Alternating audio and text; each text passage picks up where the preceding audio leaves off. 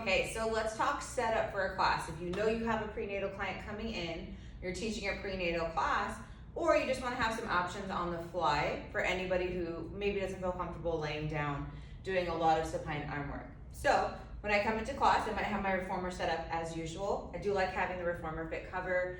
Do sweat a little bit more as I get later on in this pregnancy, so this helps prevent slipping as well as helps keep me from going into those shoulder blocks.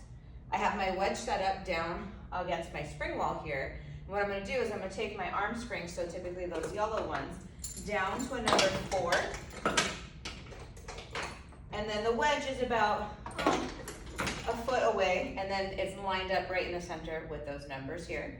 And then I have my chair set up here, depending on the length of the client, depending on how heavy their legs are, how strong they are. We might need to change those springs. I'm gonna have mine set on a 3-2 today. So as class is starting, we can have everybody set up this way and have a really fun mixed apparatus, mixed level class. So we'll go ahead and start on the chair over here. We'll have everybody have a seat. We'll have them find kind of that edge, so they're sitting on those sits bones there. Before I ever move, I want them to kind of do that little forward rock and back and just kind of see what could happen if we weren't paying attention. Press into the chair and kind of lift up tall. So nice shoulders back, proud chest, and then closing in through those ribs. From here, we'll grab onto the chair. We'll take those feet onto the pedal and press it on down. From there, we can get ourselves into whatever position we're looking for here. Maybe it's just a nice flat feet on the heel. Bear in mind that hip width distance might be a little too tight, so you might need to give a little bit of space for the baby, right? We're pressing back into the chair, those shoulders stay back, and we're keeping that pelvis nice and tight. Perfect. And we're just gonna do a few presses here. So this is a great way to keep your client upright. We can still teach through that breathing, that 360 thoracic breathing, really getting them used to those nice long inhale and then exhale. But we're also challenging the posture, right? It's kind of natural to want to slump forward, so we can use a little bit of press into that chair to get that nice posture work there. Once we slide down, maybe we go wide into that nice second position, wide lateral.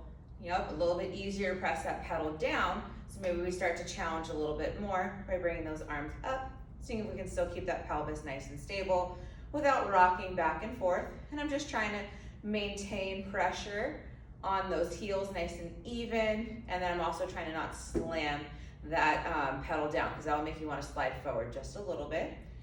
And so whatever position seems right for your clients, you'll have them there. You can move into your Pilates V, you can do high half toe, you can do arches. There's a lot of ways to really vary this up. You can also add in some arm movements. So here would be a great opportunity to use maybe your hand weights, maybe to use those wrist weights or arm bangles, right? And you can even use some TheraBands as well to get just a little bit more work in. We can still work on pedaling out those feet, yep, kind of strengthening through those calves. This isn't really a balance challenge, right? Because we're not gonna have a potential to fall over, but we are getting that nice articulation through the ankle joints to help with that balance for those prenatal clients.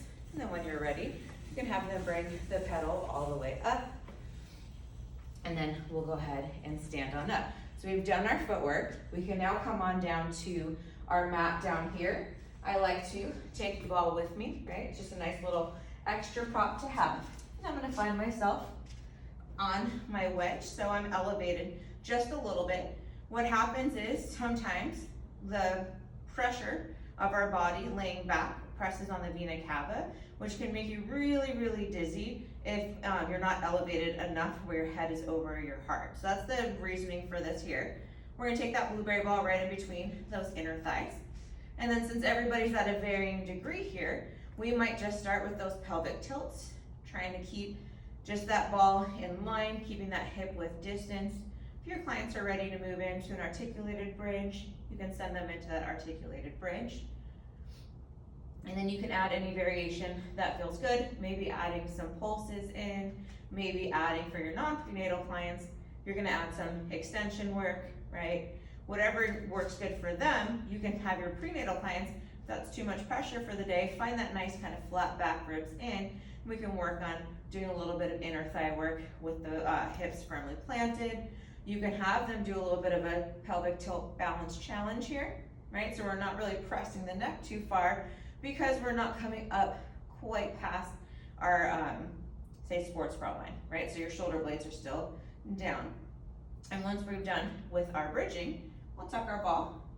And I'm gonna reach back here for my yellow handles, right? So my arm handles versus those sneaky leg ones that wanna get in the way. Now we're gonna do our supine arm work. So instead of being on the moving carriage, keeping my legs up in tabletop, that might be a little bit too much pressure. I'm gonna have my feet firmly planted on the ground. Arms are gonna come up, I'm gonna lock those shoulders down, and then I'm gonna close down through the ribs. Find that nice neutral spine or imprinted spine. So maybe just a little tuck of that pelvis. And we can do our same series here. So we'll exhale to bring the arms down, and we'll inhale to float up. So we're really working on those lats, the obliques are working to stabilize. Our arms are straight, so the triceps are getting quite a bit of work here as well. Your non-prenatal in class, you can invite them to add maybe that chest lift in on the way up, and then down. Exhaling to chest lift up, pause, arms go up first, and then head comes down. You can taper in some single leg stretch.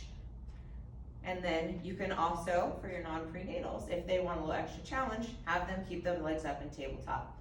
For me, at 39 weeks, my legs are firmly planted, my pelvis is tucked, and then we might move on to your triceps. Same idea, you can add patterning in, you can add in leg lifts and lowers, whatever feels good for the class. Giving a little bit of option to reset, meaning pulling those shoulder blades down, locking in through the lats, keeping those arms in tight. We can come out into that V-like position, changing that range of motion. Perfect. And then the nice thing about this spring wall is, if that's too easy for me and I want a little bit more of a challenge, all I need to do is scoop my booty forward, reach back for my loops. Now I'm just a lot more challenged on these springs, and it's a lot harder for me to bring it down. So the one thing you want to watch is those shoulders protracting forward, right? You want to retract them down and back, and then you can find whatever range of motion works good for you here. When you're done, your clients just got some really great arm work, and then your prenatal clients had that opportunity to have the wedge and their feet planted, because we don't want that open chain on the lower abdomen and the pelvis for too long. Sometimes it just creates a little bit of uncomfortability. So we've been laying on our back for a bit, even though we've been elevated. We're gonna take a big inhale in, and then we can use those arms to help us lift up. Big exhale, give them a moment. They've arrived. We can come on up, and now we can come to our reformer. So, few exercises that, you always wanna be aware that have modifications, right? So maybe in your programming, you had some form of plank flow, right? So maybe you were gonna go into a full plank with some Spider-Man crunches or whatever that looks like, right? Start your mixed level class, your mixed apparatus class at the same place, at the same time, and then level up from there. So for your prenatal clients, we'll have them have their knees down. We'll have their hands on to the foot bar, shoulders pulled down and back, and then we'll just tuck that pelvis. This might be enough for them there, depending on where they're at in their pregnancy. They might be able to slide back, and then exhale, bring it in. They might be able to slide back, hold, and do those knee tucks, right? Now this is too long of a lever, meaning too far away from the midline of the body, placing a little bit of pressure on that abdomen. We shorten that lever. So we'll bring our hands down, our forearms down, shoulders stay down and back, and I'm trying to get those shoulders over my elbows, and then I'll slide those knees back. So now I found my shortened plank position here. The rest of your class can be doing a full plank. They could be starting here and seeing how they feel. They can slide back and still do that saw position, right? Maybe even in a forearm plank. Or they can hold back and do knee stretches back here. So just because I might not be able to or desire to hold a full plank, I'm just gonna reduce my levers, reduce my range of motion, maybe even add some additional spring tension. That was one red spring. If I was having a little bit of trouble stabilizing and keeping the belly up, I might go red-blue to be able to hold me up just a little bit. And then as we start moving into our series, some might be kneeling. We might find this nice crisscross applesauce, give ourselves some nice room for the belly, and we can proceed to do whatever series we were looking to do on the reformer. Here, I like to add in a lot of upper body work, maybe some pyramids, some adding, maybe we might do 4 of each exercise, and then you come back and do the same exercises again for 3, for 2, for 1, etc. And then a stickler for those triceps, right? So even though I'm seated up really tall crisscross, I'm just gonna hinge forward to the angle my belly will allow, keeping that back flat, and I'll just extend those arms across the way and back. I tend to cue looking at maybe the springs or the foot bar. This way we're not rounding down and we're not slumping into those shoulders, and you're just sending those arms up to the crease against the side of the wall, across the way where the ceiling meets the wall for 3, 2, and 1. Bringing it in, bringing it down. Now we really want to make sure we get in some of that nice little lateral flexion and side body work. You're welcome to do that here. Again, we can quarter turn. Would likely keep them just in their crisscross. Move them over away from the shoulder blocks just slightly. This is where a yoga block sometimes comes in handy to have to press down onto that reformer. We'll just go into our nice little mermaid stretch and counterbalance stretch to the other side. So we're getting some lateral flexion in without being too aggressive.